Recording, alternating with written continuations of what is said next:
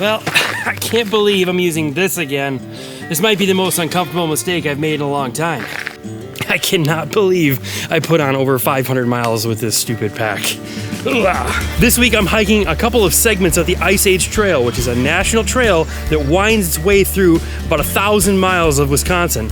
I'm gonna be using some gear I haven't touched in over 8 years, including a hammock for a sleep system, a pot that I cannot stand, and some new gear as well. Hopefully this will be a nice stroll down memory lane. Or it could be a trip. I mean, there's a reason why I stopped using this gear to begin with. Oh, and this definitely was not in the plan. How exactly did I end up here? Well, this is the part in the video where stuff gets weird. So a couple guys just showed up and said, oh, we'll just camp here with you. That's not the experience that I wanted to have tonight. I'm gonna go find somewhere else to camp. I just wanted to take a stroll down memory lane with some old gear. I definitely did not anticipate this. Now the reason I've only completed like 320 some miles of this trail system but hiked over 500 miles on it is that I have to do it in segments. I would drive up, hike, out and back to my car. That meant that I would hike most segments twice. Yeah, found a little spur trail here that leads to what I think is a little kettle lake. This is where glacial bits would sit and just melt over time and create a huge impression in the earth scattered throughout the Kettle Moraine area. Super nice. Love it. And I'm remembering why I don't really like this pack very much. So if you're thinking about getting one of these for hiking because they look cool, they suck. This is home sweet home for the night. This is the Mouthy Lake backpack shelter. And if you are going to be backpacking the Ice Age Trail in Wisconsin, then at some point you're going to come across this very shelter. So there's only 5 of these shelters in the state. As of like last year, there were only 83 people that have thru hiked the Ice Age Trail since 1958. Can you believe that? It's over 1,000 miles, 600 miles of it are trail, 500 miles of it are road. So it's really kind of a bummer. And that is why this is one of the least thru hiked national trails in America. After putting a few miles on with this pack, I needed my space. So why in the world am I using a military style backpack on a backpacking trip? Well, you have to rewind about 8 years ago. I did actually a very large section of this trail system using this very backpack. Why am I using this tool of hatred right here? Well, I used to work as a military contractor designing simulation systems for special forces. And as part of that job, I actually had to have access to several different types of gear that soldiers would wear so that I could design the hardware to fit them properly, not introduce negative training, etc., etc., etc. And this was just one of the pieces of hateful gear that I ended up taking home with me. And for some odd reason, I decided that this would be a great backpack to use on this trail. I didn't really own a lot of packs back then, like I have now. I have a lot of really great ultralight packs. Like my favorite pack right now is the Outdoor Vitals CS40. It's an ultralight backpack, 40 liters, absolutely amazingly comfortable to wear. And I am really missing that pack on this trip. After using this thing for just a few miles, my gosh. I don't know how my body did it back then. I am a little older now and I'm definitely feeling it more than I used to. I haven't used a lot of this stuff in my bag for years, so I'm gonna show you a few things that I brought with me today that I had back then. So this is gonna be, like I said, a funny trip down memory lane. Okay, the first order of business is gonna be to find a suitable location for my hammock. We're on top of a glacial drumlin right now, which is right at the edge of the glacier. It just dump a whole bunch of rocks off, and this is the rock mound that we're up on the top of right now. Okay, so on the bottom of this monstrosity is this bag, which contains all of the bits and pieces of my hammock system. So let's check it out. I used to go out with an Eno Nest hammock all the time, but I couldn't find it. I do have this Grand Trunk, which is a very similar hammock. Simple, super simple hammock. I never got into the fancy stuff. All right, next we have the Eno Guardian Bug Net. This is my hammock tarp, and because I'm older, I bought some comfort items. These are inflatable pillows from Outdoor Vitals. Let's set this thing up. And these are daisy chains from Grand Trunk. So you can adjust it quickly by throwing it around a tree. Missing a carabiner. Good thing I bought an extra one with me. Okay. I always bring an extra load-rated carabiner with me because you never know when you might need it, right? Okay. Whew. So this is definitely not the same experience as an Eno Nest.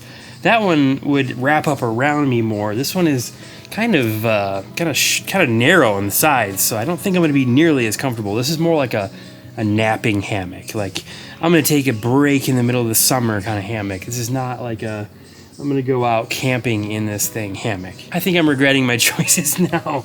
I think between hiking with that pack and sleeping in this hammock tonight, I might be paralyzed tomorrow morning. I think I might want to improvise some insulation underneath my hammock tonight. I don't have an underquilt, but I think I can improvise one with my gear hammock. I think I can put my gear hammock underneath it and then shove my down coat underneath it. I think that might actually get me a little bit of insulation tonight.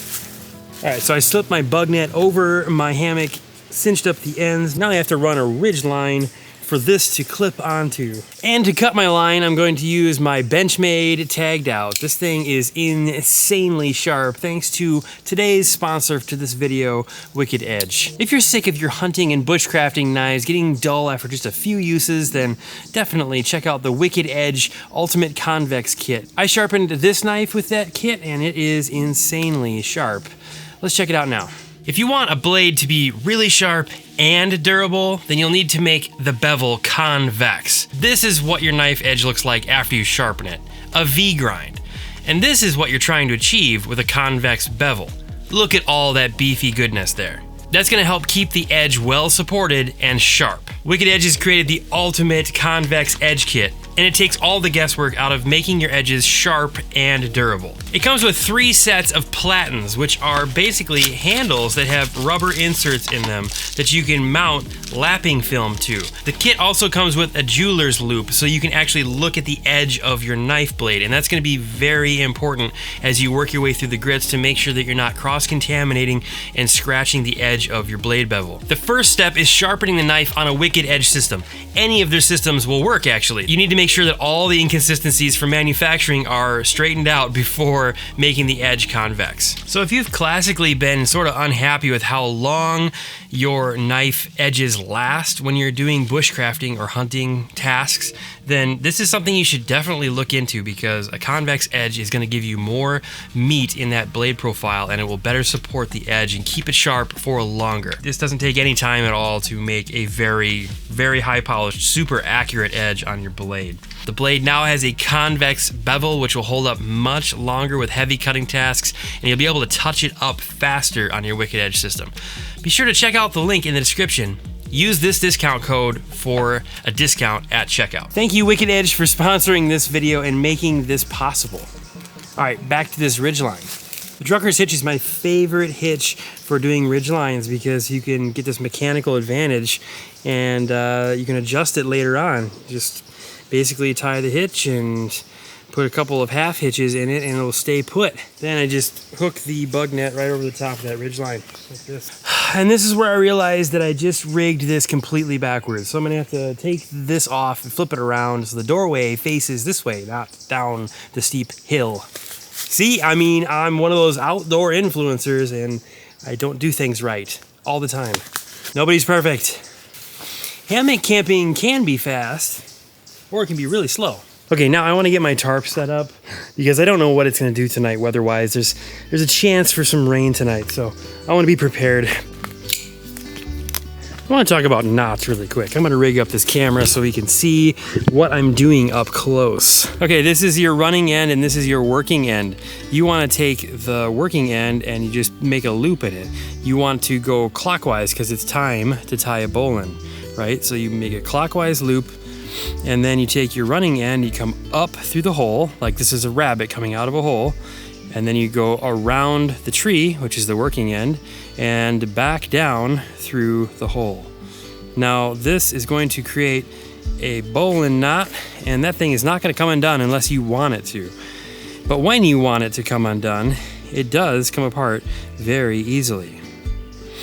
And it doesn't knot up or kink or anything like that. It doesn't ruin your rope. It's a very safe and secure knot. So in my bag of goodies here, I have some reflective guy lines These are really awesome for hammocks, especially for tarp camping, because these actually shine in the dark when just the slightest bit of light hits them.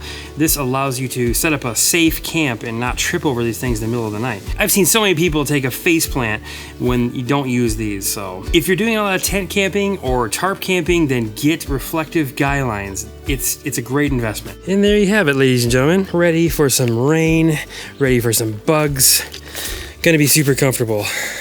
So this military bag isn't all that bad. This is an Alice pack. It has a lot of molly loops on it, so you can attach all kinds of different gear and everything.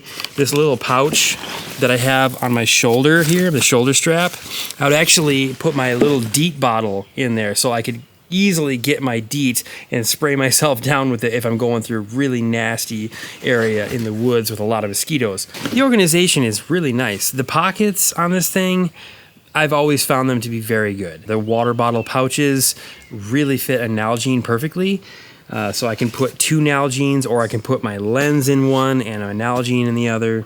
It's fantastic. But does it make it a good hiking backpack? No way. No, it does not. Maybe if you're young and you've got a really good back and whatever. I mean, I liked it like 8 years ago. I think we just change as human beings over time. Okay, so here's my crazy idea. I'm gonna use this little Grand Trunk gear hammock, and I'm gonna try to string it up underneath where my middle back is gonna be, and I'm gonna be able to stuff my down coat underneath my hammock. So this is gonna create like a pseudo underquilt, hopefully, because it's gonna get kind of cold tonight and I wanna have some insulation under me.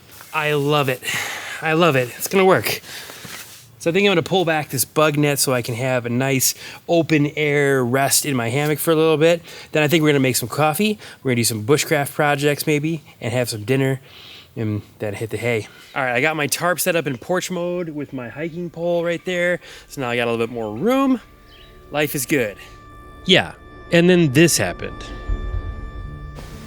Well, this is the part in the video where stuff gets weird. So a couple guys just showed up with a whole bunch of firewood and gear and tents, and they were pretty shocked to see that I was occupying the shelter for the night. They didn't know that they had to have reservations at the shelter. I told them that I had a reservation, and they said, "Oh, we'll just camp here with you." And I said, "No, that's okay. I will move on." That's not the experience that I wanted to have tonight. So just gave up the shelter to them. Told them that in the future they need to make sure that they reserve their shelters ahead of time. So, anywho, I'm gonna go find somewhere else to camp. Probably gonna go down to shelter 1, see if I can get that reserved for the night. Now I only have about an hour and a half till nightfall, so yeah, that should be fun. Well, it looks like I'm gonna get some road miles in after all. So the next shelter is gonna be down the road several miles. So I decided to pop back out to the road so I can get a shortcut back to my vehicle, and then I can take my vehicle down to shelter 1 parking lot and hike into the shelter, hopefully get my hammock set up before nightfall. Hey, you know what? It's all part of the adventure, right? This is what I'm looking for right here. This road, this is where my car is. So I'm tired, I'm hungry, I don't really want to be hiking a whole lot more today, especially with this pack on my back. But you gotta be gracious to those around you. I mean, these guys obviously didn't do their research. They didn't know that they needed to have the site reserved. I could have stuck my ground, but you know, it's not worth it. Give them some information. Maybe next time they can make a better decision. And there's my vehicle. Okay, so we are heading to the Milwaukee River segment. This is gonna be shelter number 1 of 5, and it's about 3.9 miles away. I'm gonna drive there, get it reserved, see if I can get my shelter set up before nightfall. Get some food, make some coffee, have some fun. Let's go. All right, let's see if this is occupied or not. So as it turns out, shelter 1 is not marked by a post in the ground. It's just a spur trail that I must have missed back at the water spigot here. I mean, that's the only explanation. I hiked way too far that way for it to be that way. So, all right, backtracking a little bit here. Aha. Okay, here we go. This, I think, is right. Famous last words. Bushwhacking. Definitely got off trail. but the shelter is up there. All right, well, it seems like nobody's here. Probably set up my hammock over there somewhere. Got a lot of work to do real quick, get this set up, so here we go. This is where knowing your gear and being really organized pays off in a big way. Even though I was in a big rush to get out of that campsite, I took an extra minute to organize my gear, and that really helped me when I got to this camp. Voila, all set up. Okay, I'm gonna get my down sleeping bag in there, and then I'm gonna get on to making some dinner because I am starving. We are all set up. This is home sweet home now. The Outdoor Vitals 15F sleeping bag in the Grand Trunk with the Guardian bug net, with the Yukon Outfitters Rainfly, and we're set up in porch mode. We are ready for dinner. All right, you remember how I was saying that I do not like my cook kit whatsoever that I brought with me? Yeah, the Jet Boil, not my favorite. But I brought it with me because it's nostalgic, right? This isn't the exact one that I had with me on the Ice Age Trail. It is similar. I actually got this one from my friend Dan Becker. He didn't like it very much either because he melted the bottom of it. As you can see, this plastic is all melted. I mean, it works fine, I think. I haven't used it in probably 2 years. Well, as a backup, I guess I could use my titanium pot, and I do have a little rocket stove kit with me, just in case this didn't work out. Oh boy, this does not seem to be working. Temperamental, as I remember it being. Tonight's cuisine is going to be coffee and ramen noodles. This is the kind of meal that I would have while I was out doing my overnights and whatnot while segment hiking. I gotta say, the day did not turn out exactly how I wanted to, but honestly, this is a better location. It worked out, and those guys are happily camping and turkey hunting or whatever that they are doing up there. You know, what would you have done in this situation? Would you have, tried to call a ranger and get him kicked out? Would you have let them stay there? Would you have stayed there with them? Yeah, let me know in the comments what you would have done. All right, I think it's time to get a fire going. Temps are about low 50s right now. I'm wearing a Paca base layer, and I have an Outdoor Vitals merino wool sun hoodie on, which is absolutely awesome. And then I think I'm gonna put on my Ventus hoodie. This thing is warmer than it should be, really. It is so warm for how light it is. I've always been a huge fan of this hoodie. It never disappoints. Never, ever, ever. So this should probably carry me well into the night. And then if I get really cold, I can put on my Nova Pro jacket that I brought with me. But I think I'm gonna get this fire going and do some carving, do some sitting. All right, ethically harvested birch bark from a dead tree, of course. Birch bark contains really flammable resin, so it's an awesome fire starter. Armed with lifeboat matches and birch bark, this wet wood had absolutely no chance. Didn't take any time at all to get a fire blazing, which was super welcome because the temperatures were dropping quick. One of the most relaxing things to do at night around a fire is just carve a stick. You don't even have to have an end goal in mind. Just the action of carving is so relaxing. You could practice making a feather stick, which is also a really great way of starting a fire.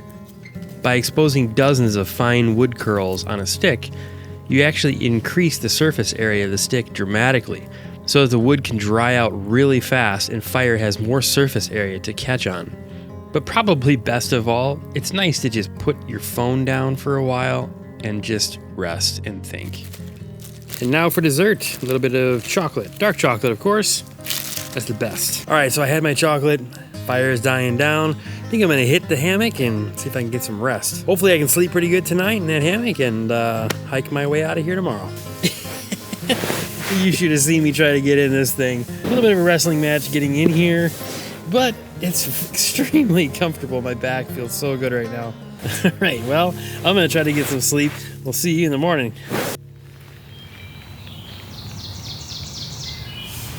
Oh, well, it is about 5:30 in the morning. I am feeling really good. This has been a really comfortable night's sleep. I had a little bit cold spot on my back, but I just repositioned that down jacket underneath me in my gear hammock for my makeshift underquilt, and man, it worked out. It worked out really well. The big win for the night, I think, was the Outdoor Vitals inflatable pillows. One, I would kind of move around by my knees, and I would just get in a comfy spot, and it was just perfect.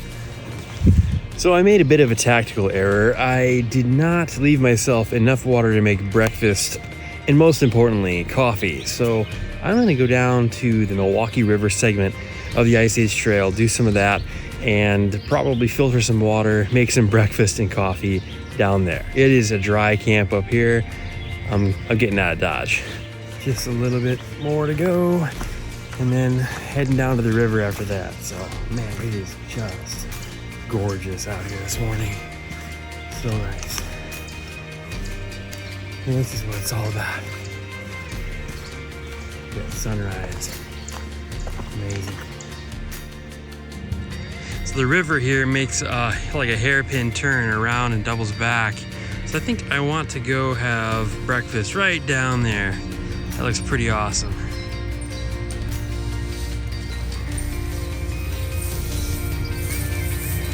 So I stopped to filter some water so I can make some coffee, some breakfast.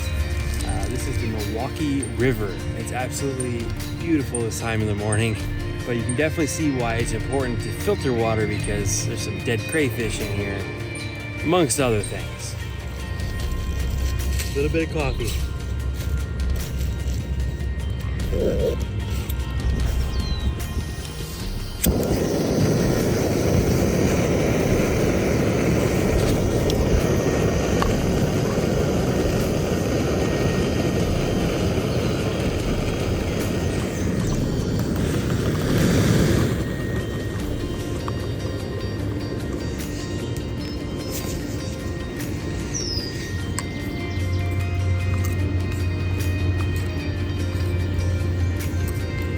Have you ever made oatmeal on a log next to the river? You should definitely try it.